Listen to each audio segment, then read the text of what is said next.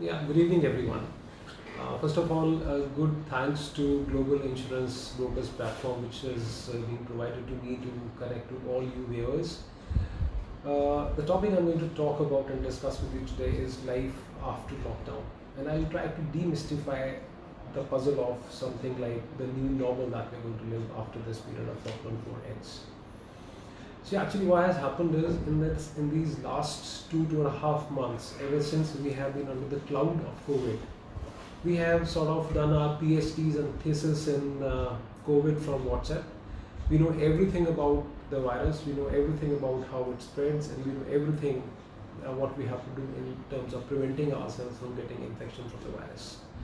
So the purpose of my talk today is just to demystify certain facts so that we understand how the life is going to be after this lockdown 4 ends, what all precautions we have to take, and why we need to take that. So this is a stage of confusion. All the governments across the globe are confused. When we started our period of these lockdowns, we started with the Janata curfew, then we started with some limited movements, then we went into a phase of lockdown, then the shops were closed, curfew was imposed, lockdown was gradually released, and now we are in lockdown 4, which is going to end on 31st of May.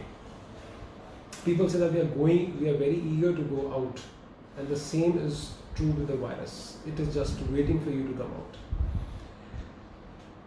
We have to understand that when we entered the lockdown, the numbers were in hundreds, and we are exiting, the numbers are in lakhs.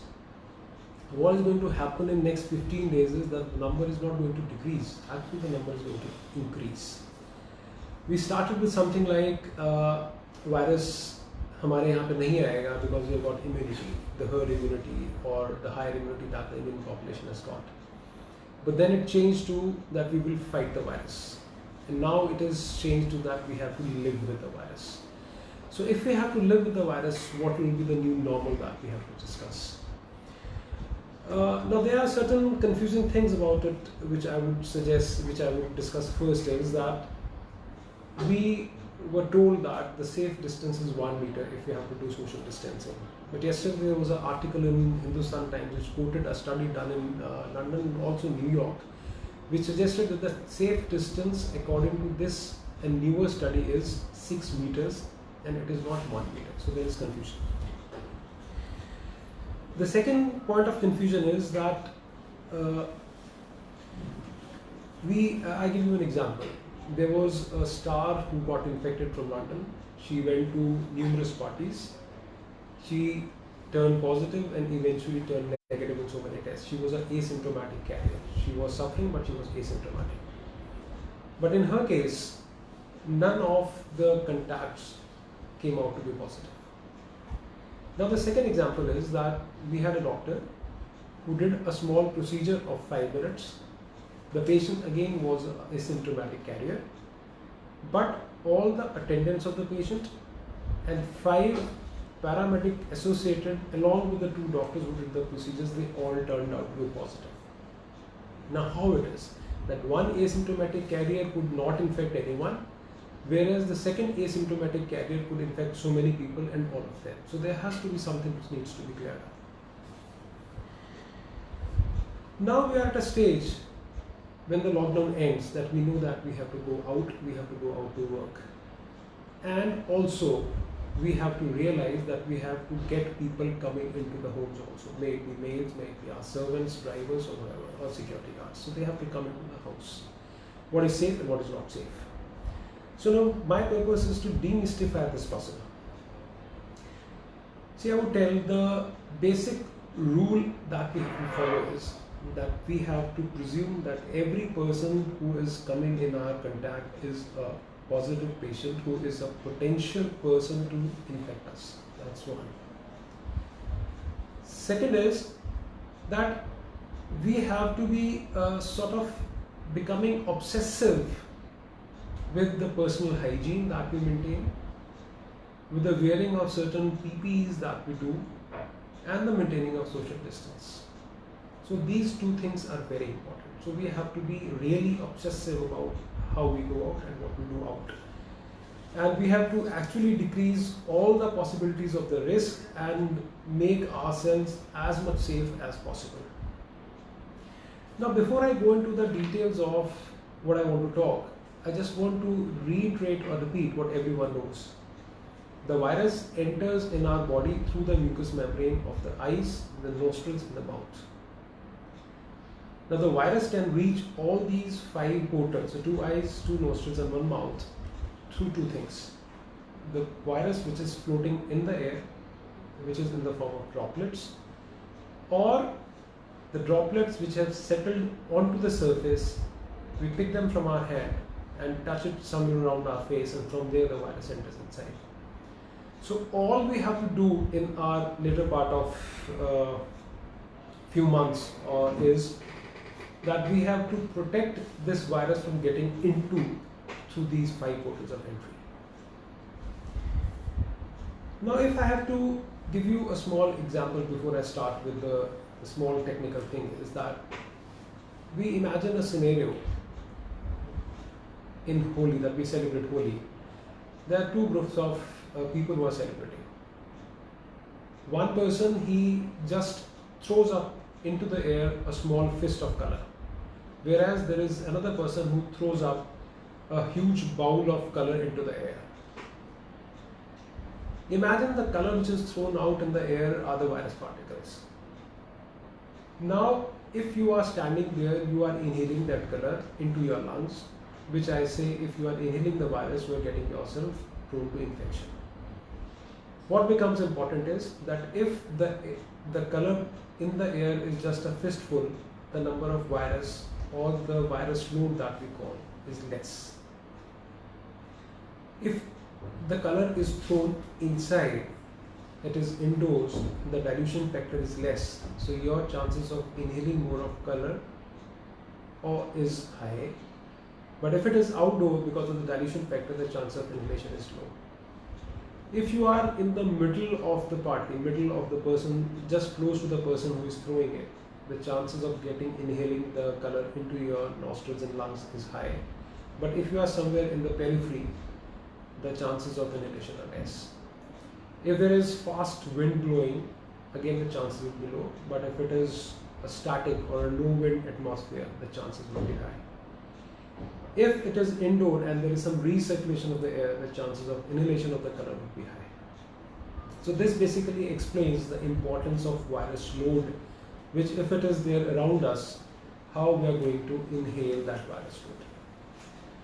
Now there is one more thing, as I talked about 2 initial examples, that one person could make so many people infected and the second person could not infect so many people. There is a possibility, although studies they have not yet been able to actually confirm. Giving the example, a color is red and the color is yellow. The yellow color is more toxic, so it gives you more toxic inflammation in the lungs, but the red is less toxic, so it gives less toxic inflammation into the lungs. So similarly, the virus could be of 2 strains. Or the person who is exhaling the virus is exhaling the virus in lesser quantities. So whatever it be, we do not know the person who is coming through in our close contact. Is he a potential person who is going to infect us? What is the amount of virus he is going to exhale onto us? And what is the infectivity quotient of that virus which is going to come to us? Now coming to the second fact. When you are in a close contact to a person, close contact means you are sitting with a person, we need to know, there is scientific data about SARS which says that 1000 virus particles are sufficient to cause infection to you. When I am close to a person, if I am breathing normally, or if I am talking, if I am gelling, if I am coughing or I am sneezing, the amount of droplets and the amount of virus coming out of my body, they are different. I give you an example. If I am talking, the number of talking normally, the number of viruses which come out of my body are around 200 per minute. As I said earlier, that to catch infection or the number of viruses sufficient to give you infection are uppish of 1000. So if the person comes in contact of a potential infected patient, a patient who could infect you, who is exhaling 200 virus particles every minute. So if you come in contact for 5 minutes, there are chances that you are infected. When a person sneezes, there are almost 20 lakh virus particles which come out of the body. So the chance of getting infection are much high. That is the reason we ask for mask and to do some personal hygiene, that you do not sneeze onto a person. Now the third thing is that suppose you are getting into a room which is now vacant, but incidentally that room was occupied a minute before by another person who was infected, and he had sneezed in that or coughed in that room. The virus particles which are suspending in the air because of his sneeze or cough would still be there when you enter inside. So that becomes another fact which you have to keep in your mind. The third thing is that if I am talking or just simply taking my respiration, the droplets which are coming out of my mouth are going to fall just close to me. Whereas if I am yelling or if I am coughing or sneezing, they could go up to 5-6 meters or 3 meters. So that brings in the importance of social distancing. So the virus load I have talked about, the concentration of virus in that atmosphere, that is important, and how far the virus can go from my mouth, that becomes important. So this is the droplet infection which you can directly inhale into your body, into your lungs to get infected. But all these viruses which are coming out of your body, these viruses are going to settle somewhere, and you can always pick those viruses and take onto your mouth, close to your mouth, close to your nose, and take it into your body. So these things are important. Now, there are certain situations which we can now understand which are potentially very dangerous. So if it is indoors, if it is a closed space, if the air is recirculating, it is a non-ventilated area, or if the number of people inside that room are more, or you are staying there inside for a longer period of time, there are chances that you are going to contract or infect yourself in a much higher way. So I repeat, so if it is indoors, it's a small room, it is a closed, less ventilated area, there is recirculation of air, and there are more number of people inside. So your chances of contracting the infection are much higher. So based on these facts that I have discussed, it will be that we have to decide how we are going to live in our lives in the next few months. So as I said earlier, that virus will not come close to us. For that, the most important thing is that we have to stay safe. We have to understand that this is a time when we have to save ourselves first, we have to save our family, we have to save our workplace, and we have to save our jobs. Now for this, three things are very important. First is personal hygiene. Second is personal protection. Third is social distancing and disinfection of the area around you. If I talk about personal hygiene, so everyone talks about that there has to be some personal hygiene etiquette. So you have to cough or sneeze into your elbow or in the armpit. You don't have to cough onto someone else. You have to wear your mask. So these are certain etiquettes, personal hygiene etiquettes which you have to follow. For the protective equipment, you have to protect your eyes, you have to protect your nose and mouth using a mask. You have to protect your hands so that it does not touch your, the infected things do not touch your face. Wherever you are living or you are working, you need to disinfect the surfaces with either a 70% or a 60% alcohol solution, or if that is not available, you can use bleach in certain dilutions to disinfect those areas, and these should be done as frequently as required depending upon the workload. Now coming on to the personal equipment, personal protective equipment. To protect your eyes, I would suggest that even if you do not have a vision defect, you can use plain glasses during when you go out. You can use a tight covering. There are many glasses which are available too, so that the droplets which are there in the air do not touch your eyes. or you do not touch your hands onto your eyes directly. So that is how you can save your eyes. To protect your entry from the nose and the mouth, we need to wear masks. The first thing is the purpose of the mask. The normal perception for everyone is that if I am wearing a mask, I am protecting myself. It's not actually true. See, 90% of the times we wear masks so that we do not spread infection to other persons.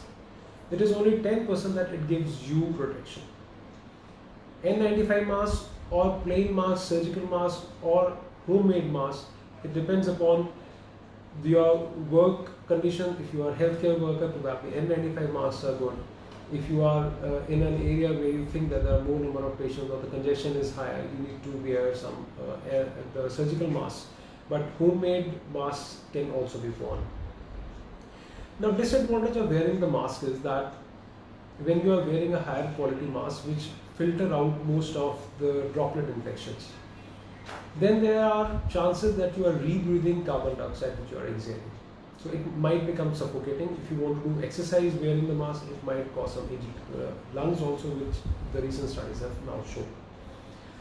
So the disadvantage is that you should not be wearing it for a longer period of time, and if you do not wear it properly, you do not dispose of it properly, then probably you are causing more chances of infection to yourself and to the people around you. These should not be reused, and the most important thing is that if you are wearing a homemade mask, the scientific studies, they say that if it is a 16-layered mask, it will give a protection of 60% of droplet spread.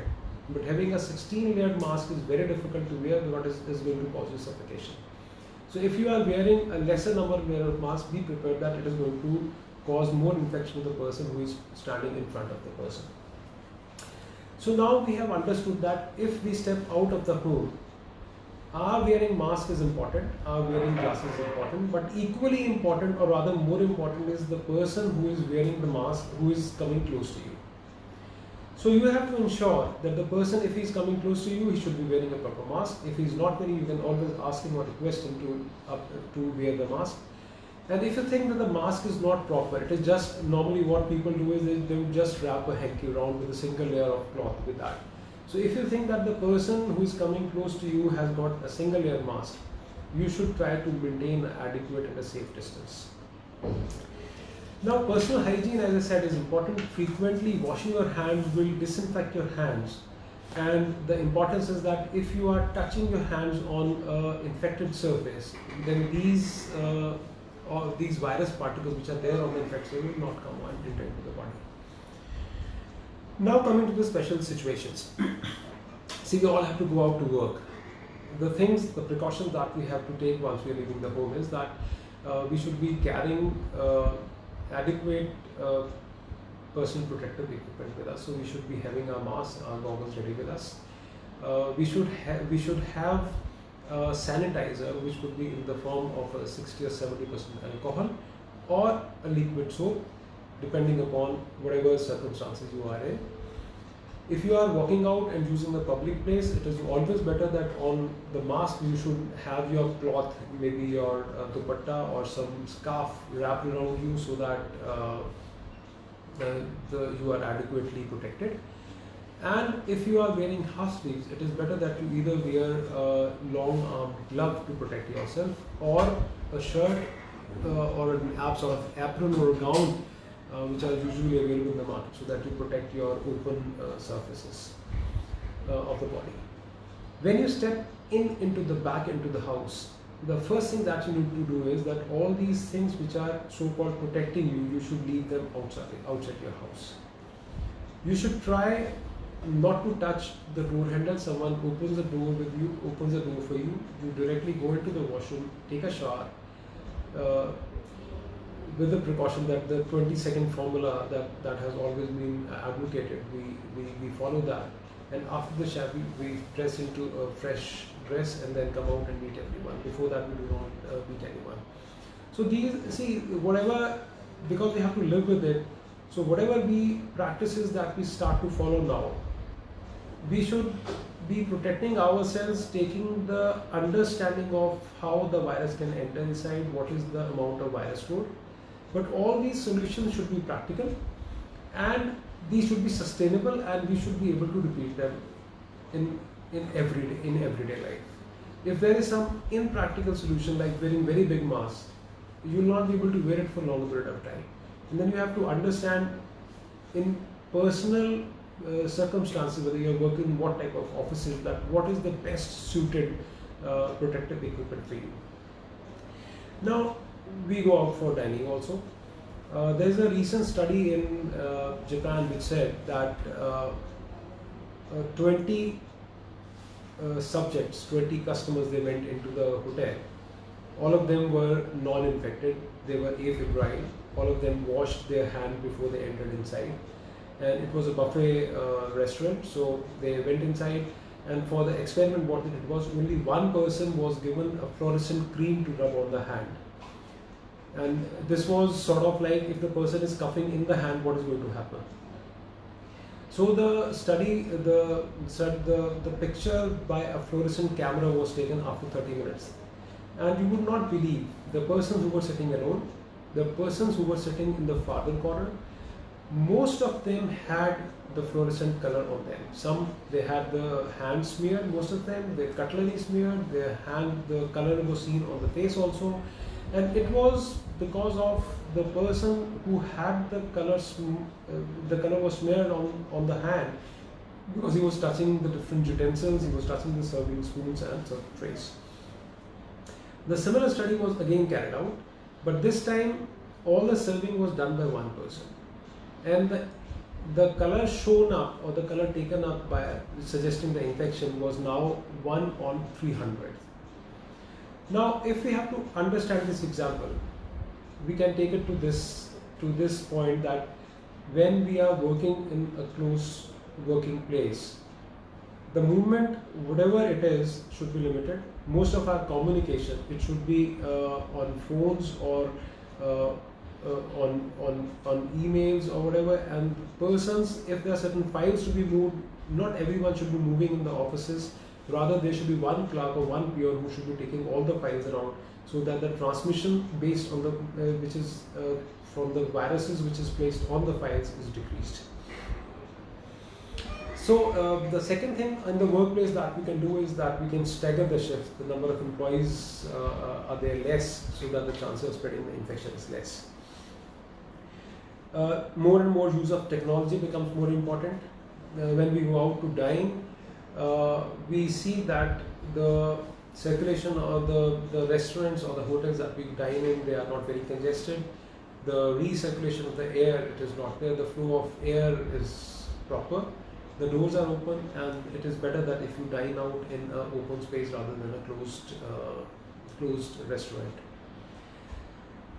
There was a recent study which said that of 100 Indians that was an Indian study, of 100 Indians who use telephone, mobile phones, only 10% would sanitize or disinfect their mobiles. Mobile is a necessary evil, we have to take it everywhere. To prevent infection from spreading through the use of mobile, what we need to do is that when we leave our house, we can use a zip pouch, or we can use a transparent plastic disposable bag in which we cover our mobile. Once we reach our workplace, there are certain precautions which we can adhere to. First, if we use the headphones or the headgears, and we use cordless Bluetooth connection, the chance of spread would be less. We should not share our phone with our colleague. We should not pass on our phone to someone else so that he can listen to our phone. This again prevents the spread of infection through the phones. We should regularly disinfect the surface of the phone using 70% alcohol, which is important. And we have to take care that this alcohol does not enter through any of the jacks, which can actually spoil our phone. Once we reach home, we should take that outer zip pouch or the plastic cover, wash our hands, slip our phone into our pocket, and then enter inside. So these are the things which can help us prevent spread infection from the phone. When we are using public transport, although it is not in our hands, but what we need to do is that we need to be careful to cover ourselves so that then there's no infection coming through the port of entries that I have already discussed. We need to have an extra shirt being put on so that which we can actually take it off once we reach our workplace, so that whatever infection is there that touches our surface of the clothes, we actually disinfect that once we take it back into the home. I think these are the most important things that the precautions that we need to take. One more thing I would touch on is that because of this changed lifestyle, there is lots of psychological pressure on us. We are working in atmospheres which were different. We are working in styles which were different as compared to the earlier one. So there will be lots of psychological stress. But we have to understand that whatever is happening is not in our control. That's one. Second, what we would actually realize is that whatever is happening is sort of happening for good, because it is redefining the way we live. It is simplifying the way we live.